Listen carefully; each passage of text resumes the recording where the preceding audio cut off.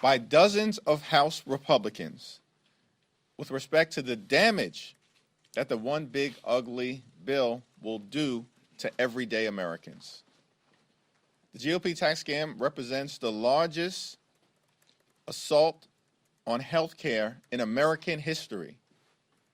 More than 16 million Americans will lose access to health care in the United States of America as a result of the one big ugly bill. Hospitals will close, nursing homes will shut down, and people will die because they'll lose access to the medical care that they need. Tens of millions of additional Americans will pay higher premiums, co-pays, and deductibles. There are more than a dozen House Republicans who have indicated that they don't support cutting Medicaid for the people that they represent. Those House Republicans have a chance to stop this bill from even being sent over to the United States Senate by voting no on the rule today. Other House Republicans have indicated that they don't support the cuts to the clean energy tax credits that have generated jobs and economic opportunity in their communities. Yet somehow, mysteriously, they voted for the one big ugly bill a few weeks ago, but now these House Republicans have the ability to stop the GOP tax scam from being sent over to the United States Senate.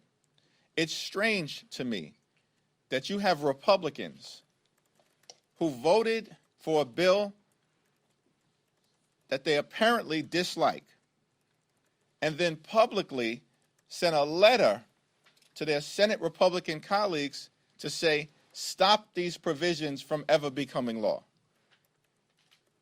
I mean, that's the height of irresponsibility. Vote yes and then hope for the best. No, you have a job to do in the House of Representatives, and now you have a second chance to actually stop this one big ugly bill and the provisions that you disagree with, whether that's the cuts to Medicaid or the cuts to clean energy tax credits or the prohibition against regulating artificial intelligence across all 50 states, or the aggressive overreach that many Republicans have complained about in terms of trying to strip away the ability of federal courts to issue contempt orders against an out-of-control executive branch. Every single one of those Republicans, dozens of them, now have an opportunity to actually act responsibly, vote no against the rule that will be on the floor of the House, and stop the GOP tax scam from even going over to the United States Senate. I'm thankful again for the leadership and presence of Chuck Schumer. It's now my honor to yield to him. Thank you. It's great to be back here in the House, and I want to thank Hakeem for the great job he has done and constantly does against this big, ugly bill. Now, as Republican Congress members went home after voting for the bill, they got a huge amount of flack because the more the public knows about this bill, the less they like it. And so many of them said, well, I didn't like that part. I didn't like this part. I didn't even read the bill, some of them say. Well, now is their opportunity to make the changes that they told their constituencies that they don't like in the bill. The bottom line is, what is a Congress member's core power embodied in the Constitution? The power to vote. And they ought to exercise that power to vote this afternoon because it's a unique opportunity to change this bill. If it's because they didn't technically provide the right bill to pass the Senate, it has to be sent back to the House. And if even a handful of Republicans vote no this afternoon on the rule, they will have that opportunity. They will have the opportunity to change the vicious cuts on Medicaid that hurt so many, that will close rural hospitals in many of their districts. They have the opportunity to restore the tax credits on clean energy, because if they don't, It's going to affect their districts. At least in the Senate, 70%, 75% of the clean energy projects are in Republican states. And I imagine it's not that dissimilar in terms of districts. If they want to stop the vicious cuts to SNAP, if they want to prevent the billionaires from getting tax breaks, whatever they went home and told people they didn't like. And a few of them said they didn't even read the bill, and many of them whispered to each other, we didn't know this was in the bill, particularly on the energy tax credits, which was done at the dark of night because Chip Roy and his right-wing Texans just have a religious hatred of clean energy. So now's the time. This is a golden opportunity. If they really mean what they say and they want to change the bill, this is their golden opportunity. Don't throw the key away. Don't shrug your shoulders a second time and say, well, there were things I liked in the bill and didn't like. This is the chance to change it. And I say, and we say, to every Republican Congress member, this vote shows if you're real when you said you want to scale back clean energy, when you said you don't like the Medicaid cuts, when you said the SNAP cuts are too deep, when you said the court's powers of contempt should not be taken away. If you're real about it, if you're not just BSing your constituents, vote no, and then you have an opportunity to change the bill. Thanks, Chuck. Questions? Leader Jeffries, Gavin Newsom, he said the other day that if the president continues to threaten to withhold funds, then maybe California should consider stop paying taxes. Would you counsel him against this or for this? How do you think he should deal with the president? I think Gavin Newsom has been doing a tremendous job on behalf of the people of California. And as both Gavin Newsom and Mayor Bass have repeatedly pointed out, there are thousands of state and local law enforcement assets that have been deployed on the ground to make sure that the situation in California doesn't escalate out of control. Gavin Newsom and Karen Bass have both pointed out, and we agree here in the Capitol, anybody who breaks the law, anybody who assaults police officers, anybody who destroys property should be held accountable to the full extent of the law. And state and local law enforcement officials are prepared to do that. At the same time, we respect the right and should embrace the right for any American to peacefully protest and petition their government to redress any policy grievances that they have. That's embedded in the First Amendment. In terms of any other policy discussion that gets beyond where we are at in terms of this moment, that's for another day. All I'd add is President Trump is trying to intimidate Gavin Newsom. He said he has shown he's not going to be intimidated, and we're all for that, all for him, and proud that he is refusing to be intimidated by Donald Trump. Kevin. On topic and off topic. On topic, on the clean energy tax credits, I spoke to one of those Republicans yesterday, Congressman Lawler, and he didn't really draw that as a red line, needing to see the changes that they're asking for in the letter to try to get his vote on the final bill. Just wondering your reaction. And two, as we're seeing the situation play out in California, how are you two, as New Yorkers, preparing for the possibility of anything like this being duplicated in New York? What are your conversations like? What are you thinking ahead of that potential? Well, thinking about the issue as it relates to House Republicans from New York and beyond, who wrote a letter to United States senators with respect to their concerns with the deep cuts to the clean energy tax provisions, urging United States senators to fix a problem that these House Republicans could have addressed 2 weeks ago and now have another opportunity to address today. That's extraordinary. Understand that the GOP tax scam bill that passed the House narrowly, limped out of the House by one vote, any single one of these so-called moderate Republicans could have stopped the one big ugly bill dead in its tracks. They still have an opportunity to do so because the GOP tax scam bill has not been sent over to the United States Senate. That's why the rule has an opportunity to make some corrections today. But the corrections that are being made are largely technical. The question that Leader Schumer and I are asking, the question that House and Senate Democrats are asking, is that we've seen all of this big, bold talk about concerns that Republicans have with the devastating cuts to Medicaid, the devastating cuts to nutritional assistance, the cuts to clean energy tax credits, the assault on the judiciary, the skyrocketing of the federal deficit by more than $3 trillion.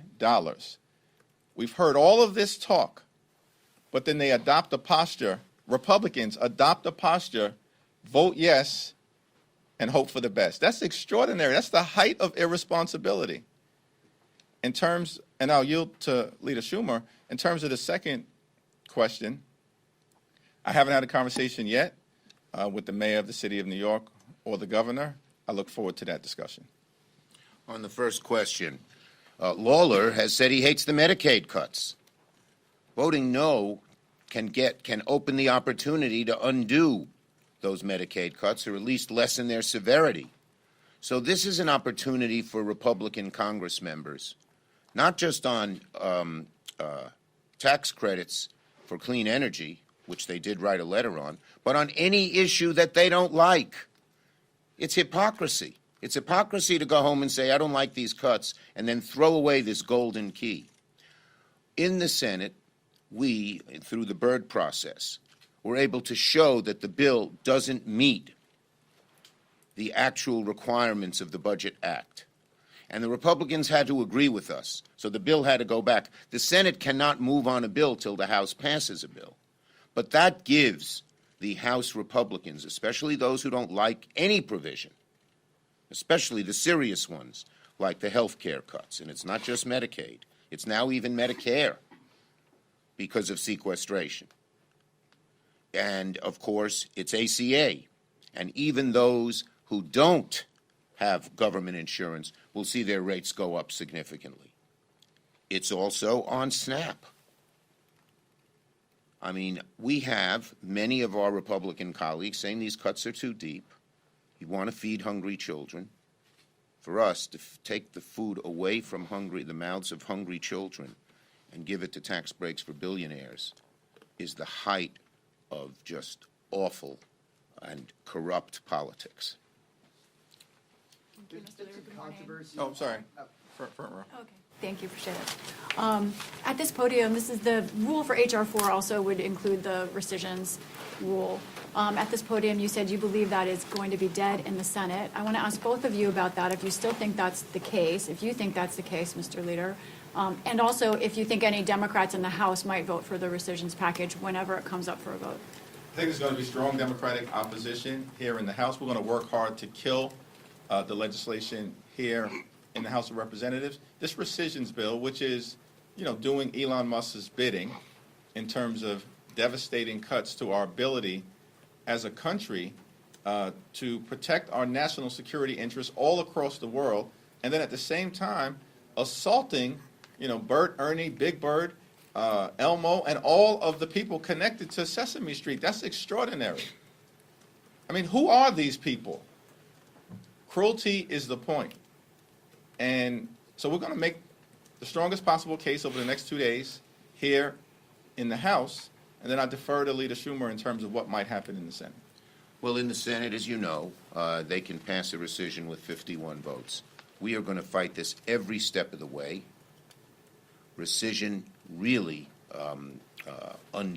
makes the budget process so much harder to go forward with. If after a budget is approved, 51 votes can rescind something or anything. We have heard there's some disquiet among some Republicans in the Senate, and we're about rescission. We're going to fight it every step of the way. It's a very bad thing to do, both on the substance and the policy. Thank you, Mr. Leader. Following up on the question about rescissions, there are some Republicans who may have concerns about the provisions in the reconciliation bill, but support clawing back some of these funds for whatever reason. What's your message message to those Republicans who say they're going to vote for the rule because they support the rescissions package, even if they have concerns about those provisions in the reconciliation bill, because those two are tied together in the rule that's going to come before the floor today. Republicans made an intentional decision unnecessarily to tie this rule together. They could separately provide for a vote on the rescissions package in a different rule, or in fact, there's an argument to be made that because rescissions have a privileged status, that it can be brought to the floor. And Jim McGovern, of course, has made this point. Republicans, again, are just trying to hide behind their unwillingness to actually just confront doing the right thing for the people that they represent. That's the fundamental challenge that we have right now in the United States Congress.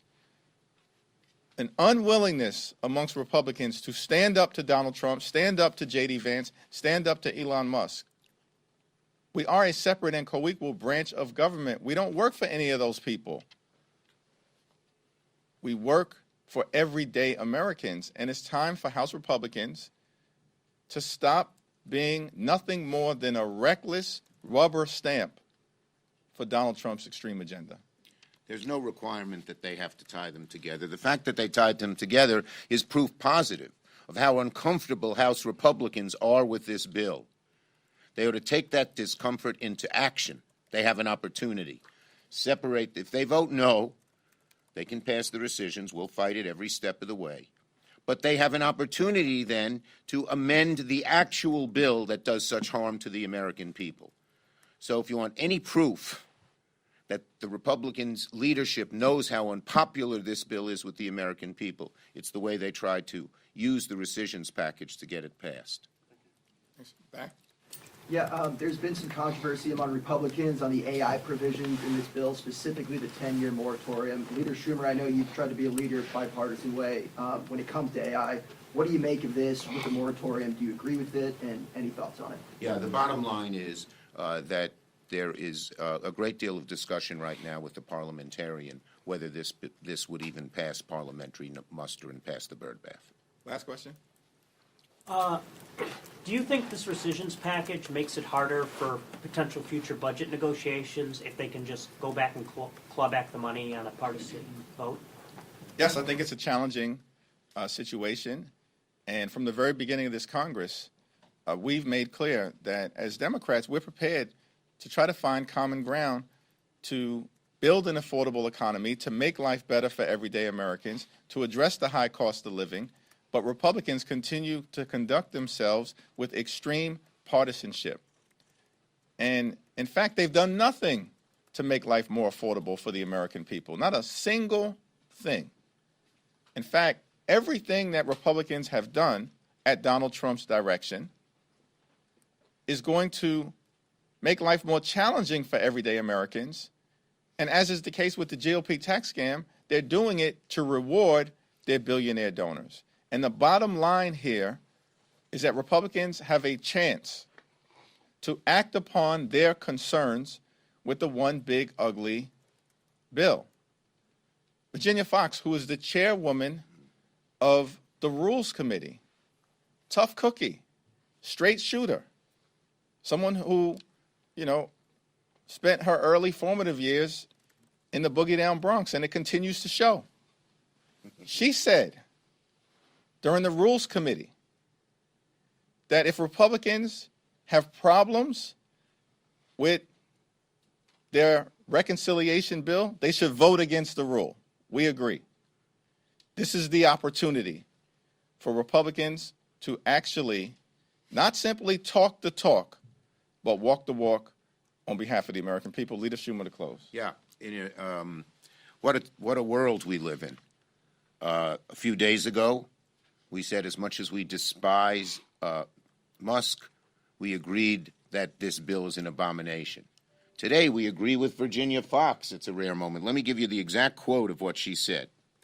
Any member who has regrets about his or her vote on the first bill has the opportunity to vote no on the rule tomorrow. She's right.